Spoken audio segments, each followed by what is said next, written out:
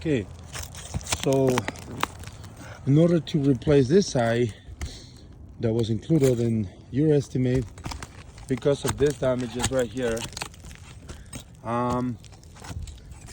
we gotta remove the hip and ridge, which is a high profile hip and ridge. It's tearing apart. As you see, we carefully lift it, and one of the layers of the hip and ridge is tearing apart right there. So when you're installing this hip and ridge, the nails are a little bit longer. You can see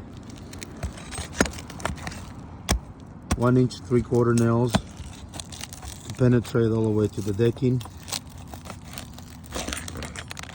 So no way we can save the hip and ridge when we replace this area.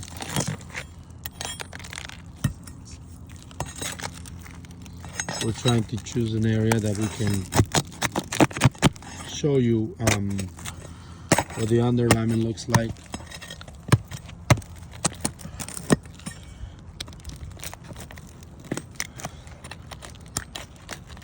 We're gonna do this in different videos.